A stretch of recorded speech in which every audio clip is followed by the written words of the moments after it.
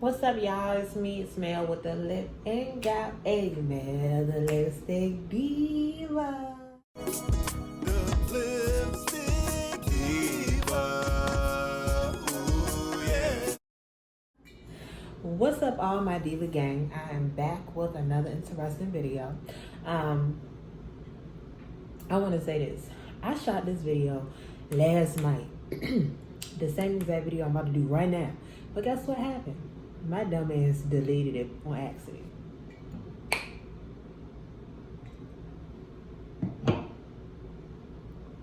Deleted it. Anyway, so I wanted to talk about financial freedom, giving you part 2 of my bankruptcy, chapter 7 that I filed, giving you all the ins and outs. If you watched my last video, or if you didn't, either way, I'm going to drop the link below. It will be in my description box. I can't talk. The last video I talked about what led me into having to file chapter 7 bankruptcy. I had over $30,000 worth of debt from helping people, from a car turned back in, just being not careful with my credit and my money at a young age. But I always tell people it's definitely essential if you have to, if you're getting garnished, anything, to file bankruptcy before you turn 30, because everyone has that American dream of wanting to buy a home or just wanting to have a great credit score. Anything. If you want to not be living paycheck to paycheck and get out of debt, chapter 7 is not so bad. And I will say for a lot of, black people, we think bankruptcy is bad.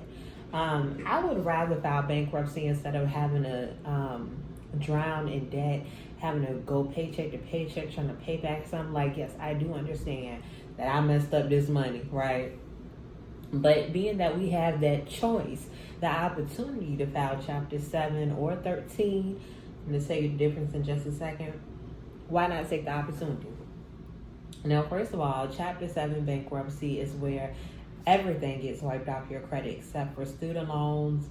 I believe you have to prove to a judge that you just cannot afford to pay off the student loans, which is rare, I hear. And they don't wipe off IRS debt unless it's 3 years old. So we're going to get to all of that. Now, with me, after I gave all my information, which you have to let them know about any assets you have or whatever, you get a date to go to your 341 meeting. What a 341 meeting is, the 341 meeting is presided over by the bankruptcy trustee, which is the person that looks over your files and makes sure everything is accurate, that was appointed in the case. The meeting is the opportunity for the bankruptcy trustee and creditors to question a debtor under oath regarding their assets, liabilities, and other matters that pertain to their bankruptcy case. So I did this at the United States Court in Richmond, Virginia. It took like 5 minutes. I had to step to the side when I did have my 341 meeting because I wasn't reaffirming my car. I was surrendering it. What reaffirm means is that you can either keep your house or your car, which I know is 2 main things that people want to know about. So with the reaffirm, that just states that you are going to still pay them after your bankruptcy is over. And that's an agreement between you, your lawyer, and whoever you have the debt with, right? I know a lot of people think, oh, I'm going to lose my car, I'm going to lose my house. It is up to the debtors. Most of the time, they are really good with reaffirming if they believe that you're going to pay them, especially if you already have good payment history with them. During the bankruptcy, I got rid of my car because I was behind on payments due to garnishment. I got a new car to start fresh, a 2017 Nissan Sentra, and I've been good ever since. With my bankruptcy, I started out at a 433 credit score. When I was discharged from my bankruptcy as of October 6, 2019, my credit score went up a little bit from me having a car. Renting, I recommend if you're renting or looking, do that first before you file bankruptcy, because most apartments want you to wait 1 to 2 years after you're discharged before you can find, get a home. Me, myself, I had to go through a company here in Richmond where I paid more of a deposit. I had to pay first, last, and half of my rent. So I paid over $2,000 when I moved here. like once I hit a year, which would be October 2020, I will be able to then get an apartment through get an apartment if I wanted to, or go get a different townhouse without having to worry about putting down so much. Another question that people have asked me is this impacting your jobs? I've had the same job for 6 years, so I have no knowledge of that. But I'm sure if it's not like a banking job or you're not working for the feds, you don't have any worries, but that's something that you may want to look up because I don't have the answer to that.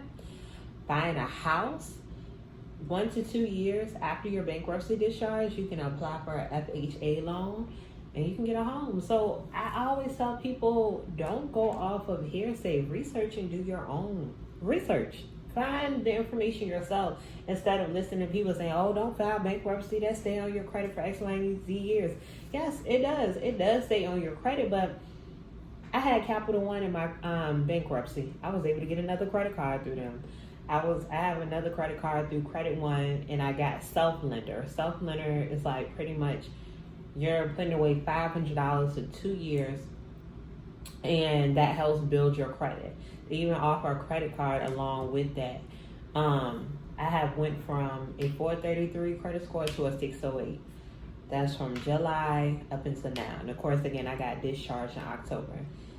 When you first file bankruptcy, it immediately goes on your credit. You get so many letters in the mail saying, hey, come get this car. We finance and we help people like you that file bankruptcy. Like when I tell you, a week after I filed bankruptcy, I was getting nothing but letters, baby. Letters.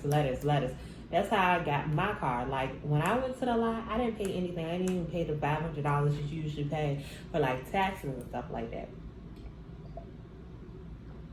I drove away with the car, made my payment the next month in September. My interest rate isn't even that high. Most of the time when you file bankruptcy, you'll find yourself like in the 20%. I would say I still have a double-digit interest rate, but it's not as high as what you would think it would be. So I was thankful for that. I'm planning on paying off my car, and that's a done deal until I want to go buy another car because my next move is buying my house in 2022. That'll be 2 years after my bankruptcy is filed. If I can stand living where I live right now, I'm going to stay here until I buy a house. But regardless, I'm getting that house, applying for that loan in 2022. I'm manifesting, okay? But yes, like you have to think about it. Think about how many adults you see that's 40 and 50 years old still having to pay off debt, things they put themselves through. Like, why would you want to be in that predicament? Now, some people, they can't help it. They don't have the funds to pay a lawyer.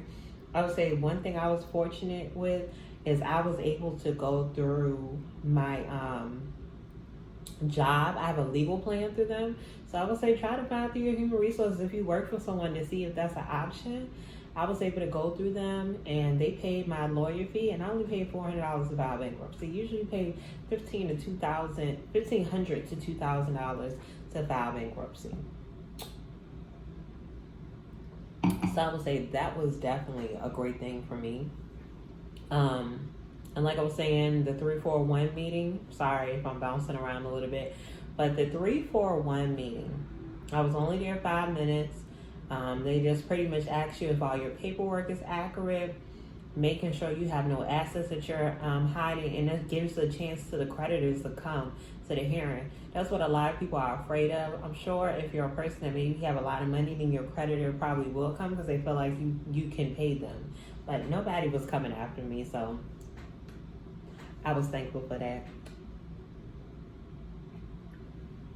I'm trying to see if there's anything I missed. We talked about how my credit score went up. I talked about how it's a benefit. Chapter 7 bankruptcy, just saying the difference. Chapter 7 is where they wipe everything off. Chapter 13, you're paying everything back. So you have a payment plan pretty much. And this is for people that maybe have student loans that they can't absorb with the Chapter 7. And I believe at the end of your bankruptcy with Chapter 13, whatever's left over, they wipe it away. So that's a good thing. Yeah, that's all I have. Of course, I will have more videos around how my credit score is looking, how I've been maintaining my money. I would say just a savings tactic. that I've been doing is saving $192. It's an odd number, but $192 from each check, each pay period, just so I can save my down payment for my house. So that's been a great thing. I've been able to save so much money, especially with this quarantine going on, honey. Shout out to my nail technician that was able to get me in. Oh, and shout out to my lashes. I will be dropping their links below, okay?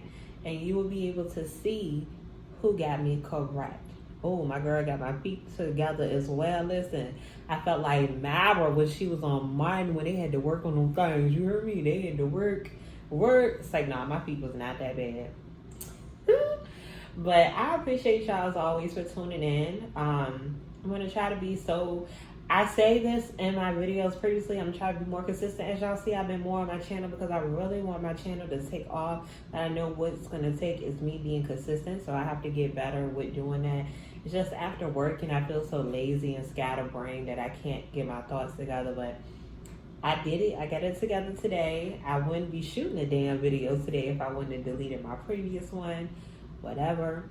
But I appreciate y'all for tuning in. It's Mel with the lip and got a Melthelipstickdiva.